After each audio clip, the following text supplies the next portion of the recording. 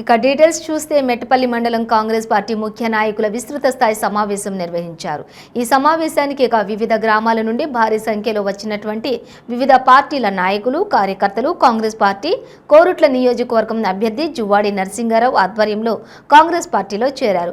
వీరికి పార్టీ కండువా కప్పి ఆహ్వానించారు. ఈ సందర్భంగా ఆయన మాట్లాడుతూ వచ్చే ఎన్నికల్లో కాంగ్రెస్ పార్టీ విజయం సాధించి 6 గ్యారెంటీలను అమలు చేస్తుందని తెలిపారు.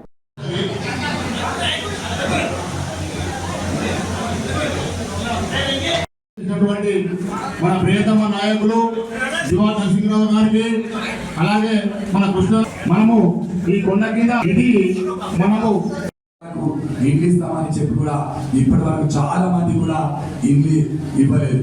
మళ్ళీ అలాగే కొండ్రికాయలలో బ్రిడ్జ్ కడతానని చెప్పి హామీ ఇవ్వడం జరిగింది. అలాంటి హామీ కూడా ఇప్పటి వరకు కూడా నెరవేర్చలేదు. అలాగే కోనరావుపేట గ్రామంలో తాను ఎమ్మెల్యేగా గెలిచిన తర్వాత అర్హులైన ప్రతి వారికి కూడా ఇంద్రం ఇల్లు ఇస్తామని ఆ దత్తత తీసుకున్న నేను ఈ గ్రామాన్ని మీకు అందరికీ కూడా ఇంద్రం ఇల్లు ఇస్తా అని చెప్పడం జరిగింది.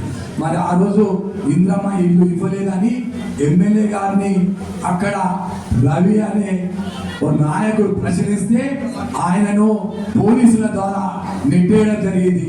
మరి ఇలాంటి ప్రభుత్వం, ఇలాంటి ఎమ్మెల్యే, మరి ఒక ఎమ్మెల్యేనే ప్రశ్నించే అర్హత ఉన్నది.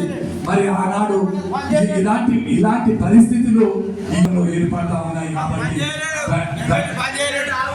దయచేసి ఇక్కడ మన సోదరులందరూ కూడా, మన కాంగ్రెస్ పార్టీ కార్యకర్తలు, అలాగే రైతు సోదరులందరూ కూడా ఆలోచించాలి. ప్రజలు మార్పు కోరుతా ఉన్నారు. ఆ మార్పు ఎంతైనా అవసరం ఉన్నదని నేను మీకు తెలియజేస్తా ఉన్నాను.